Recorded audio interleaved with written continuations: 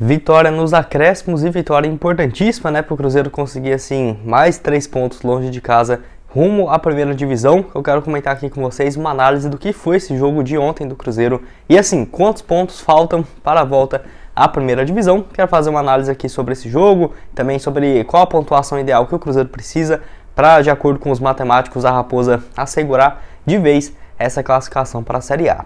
E além disso, sobre um outro jogador que estava no Grêmio, atualmente joga lá na Itália, que assim, muitos de vocês me perguntaram se poderia ser uma boa opção. Eu quero comentar aqui com vocês quem que é esse atleta, será que realmente ele poderia agregar ao time do Cruzeiro? Quero comentar aqui com vocês nesse vídeo de hoje.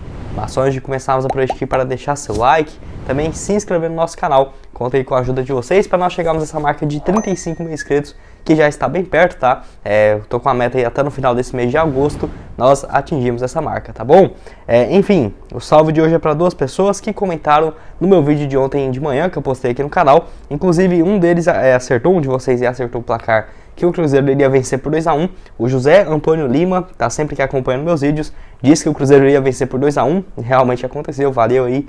Valeu aí, José. E o outro é para o Leandro Antônio, ele que é lá de Sete Lagoas, foi um dos primeiros a comentar. Caso você queira aparecer aqui no meu vídeo de hoje mais tarde, que eu vou postar para vocês às 7h30, deixa aqui embaixo nos comentários o seu nome e também de onde você é, que tem grandes chances, tá? Também de você aparecer aqui no nosso canal. Só antes de darmos sequência aqui no nosso vídeo, tem um recado importante para vocês dos nossos patrocinadores, que é no caso da Robotip, onde assim, você já pensou com apenas R$50 você poder desenvolver um software para fazer suas apostas, fazer todas as suas apostas aí por você. Enfim, lá na Robotype você vai ter essa opção aí de você criar assim, seja apostar em escanteios, em gols, em faltas ou, por exemplo, em resultados. Você que escolhe os parâmetros e o robô deles, um software bem atualizado, bem programado para isso, vai selecionar os melhores jogos e fazer essas suas apostas. Igual eu falei para vocês, né? Com apenas R$50 você já pode utilizar essa plataforma deles, um valor assim bem baixo para você começar. E, enfim, eu vou deixar o link aqui na descrição e também nesse QR Code aparecendo na tela, onde você vindo aqui por esse link do Cruzeiro News, você vai ter 20% de desconto para você assinar esse programa deles e vai lá dar uma olhada, porque com vários jogos aí do Campeonato Brasileiro, semana que vem ali da Copa do Brasil, Campeonato do Futebol Inglês, Premier League voltando, Futebol Espanhol, então vai lá dar uma olhada. Para você aí que não manja muito, não quer ficar o dia inteiro analisando as partidas, por lá você tem uma opção um pouco mais simples, um pouco mais tranquila de você automatizar essas suas apostas, beleza? Bom, eu quero começar falando sobre a vitória bem sofrida do Cruzeiro ontem, né, diante do Londrina, que assim, foi um resultado bem inesperado na minha opinião, por conta de tudo que foi construído na partida, né?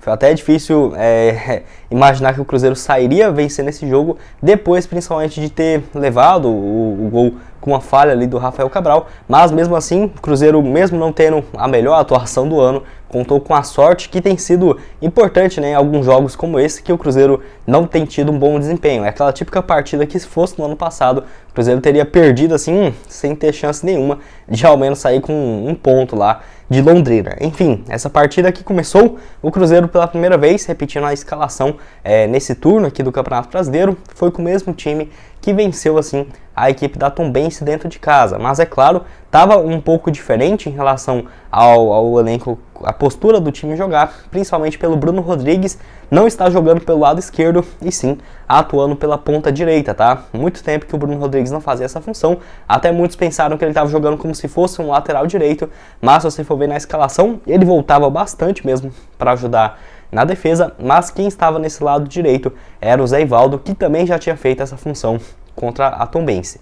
E assim, eu achei muito parecido o primeiro tempo do Cruzeiro contra o Londrina e o primeiro tempo diante a Tombense, que venceu por 2-0, porque foi um time que estava pouco movimentação dentro do meio de campo, mesmo jogando com Chay, Daniel Júnior, tendo a opção do Neto Moura, o Felipe Machado. Você vê que era um time que estava muito sem criatividade pelo meio de campo. E o Cruzeiro na primeira etapa, mesmo tendo algumas boas oportunidades, com bons cruzamentos, você vê que pelo lado esquerdo ali não era mais aquela arma que o Cruzeiro utilizava igual nas últimas partidas, porque estávamos acostumados a jogar com o Matheus Bidu e o Bruno Rodrigues, mas nesse jogo estava apenas o Matheus Bidu, que ele assim, teve algumas boas oportunidades, cruzamento para dentro da área, buscando o Luvanor, mas você vê que alguns lances ele estava impedido, ficava um pouco mais à frente do que a linha adversária, que mérito, né, do Londrina, que soube identificar esse setor do Cruzeiro muito forte de ataque, ou por exemplo ele cruzando na mão do goleiro adversário, algumas bolas que passou por cima do gol, não estava um grande dia esperado aí o Matheus Bidu.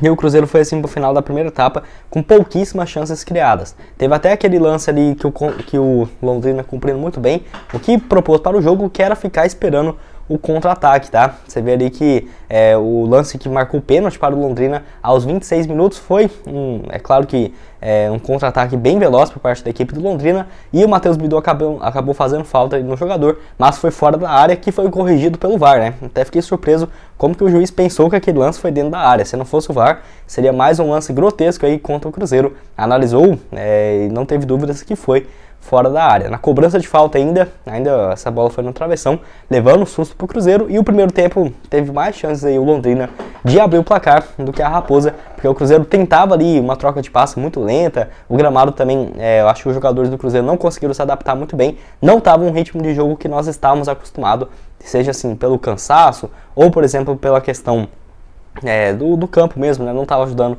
a bola a correr como o Cruzeiro gostaria, e foi assim a primeira etapa. No segundo tempo, o Paulo Pezzolano também não fez mudanças, que eu fiquei até surpreso. Geralmente quando ele mantém as duas escalações em 2 jogos seguidos, na segunda etapa tem uma mexida pelo menos, não foi o que aconteceu, e assim, o Cruzeiro acabou levando gol aos 17 minutos, aos 12 minutos da segunda etapa, gol que foi uma falha do Rafael Cabral, cruzamento pelo lado esquerdo do campo, em cima ali do Zé Ivaldo, e assim, ele estava livre dentro da área, poderia ter encaixado tranquilamente, mas eu acho que ele tentou meio que dar uma abafada pro chão e segurar, porém não viu que tinha 2 jogadores do Londrina na frente dele e acabou soltando essa bola no pé do adversário, um erro assim que o Rafael Cabral nunca tinha errado, um lance assim que saiu gol pro time adversário, né?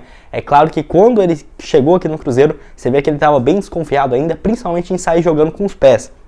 O Paulo Pezzolano exigiu bastante do goleiro sair jogando, e ele não era muito acostumado com isso no futebol europeu, né? Veio pra cá, teve vários lances que ele errou. Eu lembro um contra o Atlético Mineiro, que ele errou um passe pro Hulk na cara do gol, assim, tava praticamente sem goleiro, e o Hulk errou. Mas assim, nunca tinha visto nada do tipo do Rafael Cabral. Acabamos levando esse gol aí por bobeira, mas não diria que foi injusto, tá? Porque o Londrina tava chegando toda hora, e foi bom pro Cruzeiro dar uma acordada, que se não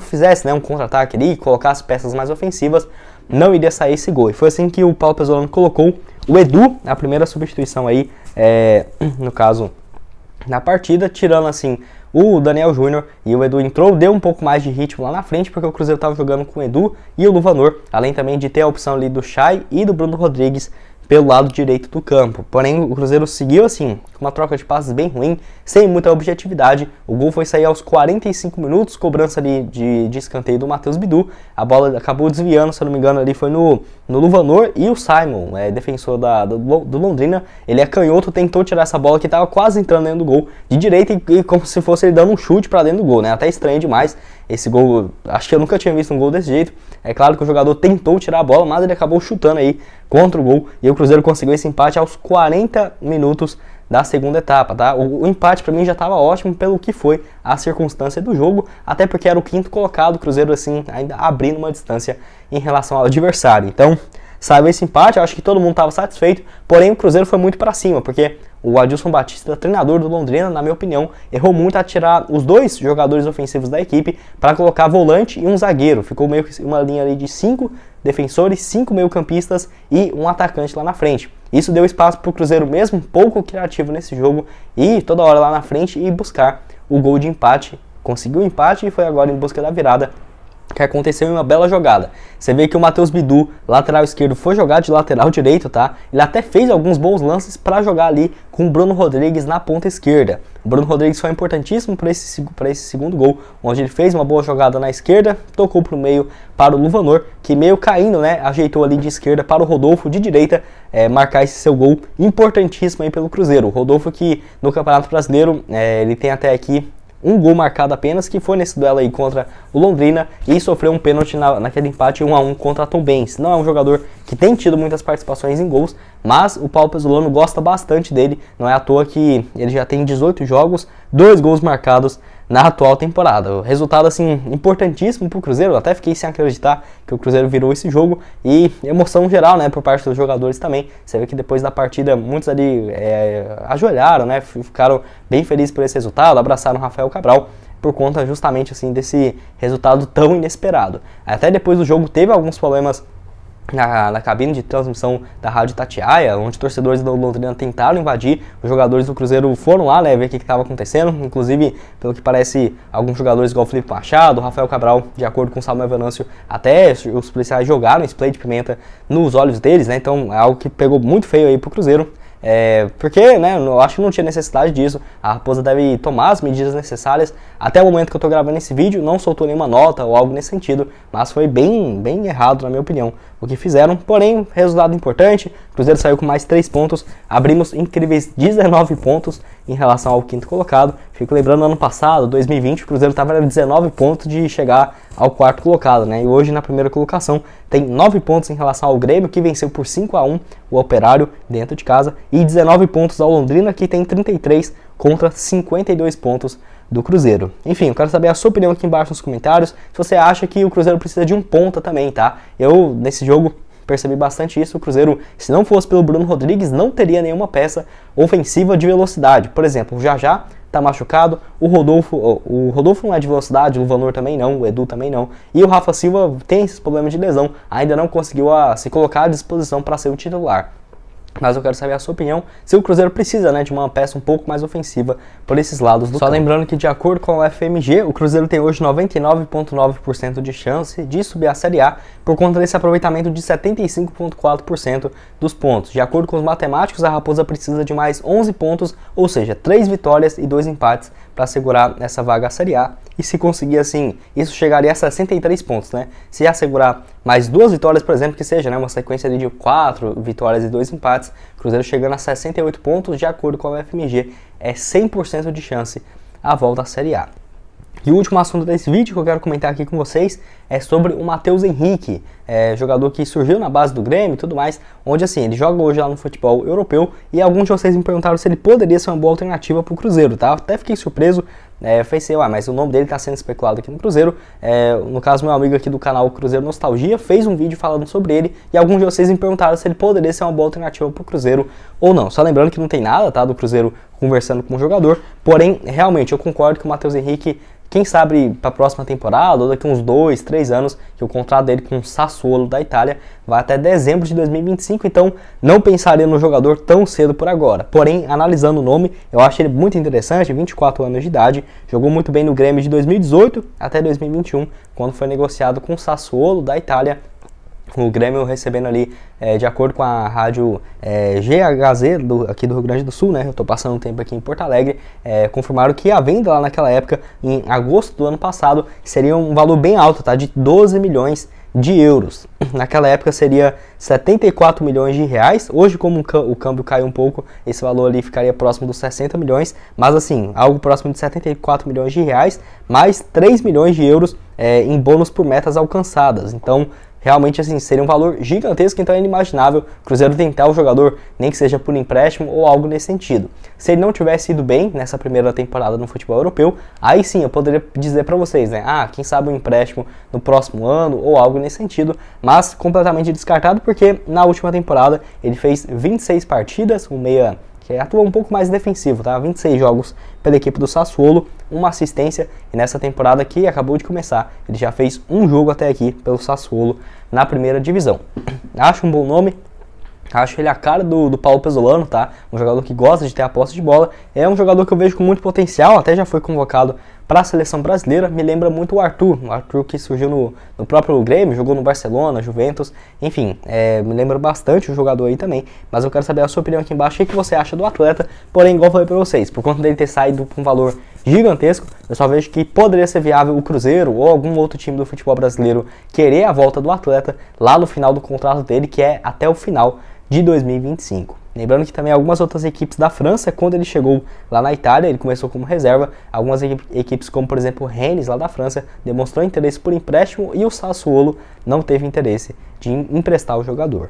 Bom, esse foi o vídeo, espero que tenham gostado, não esqueça aqui de deixar seu like, também se inscrever em nosso canal para continuar recebendo mais conteúdos como esse. Aqui na tela final agora eu vou deixar outras duas sugestões de vídeo para vocês. Uma do Cruzeiro que contratou uma joia aí do Palmeiras para as categorias de base. Excelente contratação, tá? Eu gostei demais desse reforço. Vai lá dar uma olhada em quem que é. Além também desse outro aqui, onde eu falo um pouco mais sobre o mercado da bola da Raposa. O que nós podemos esperar? Será que vai chegar mais reforços ainda nesse ano? Outros nomes que foram especulados?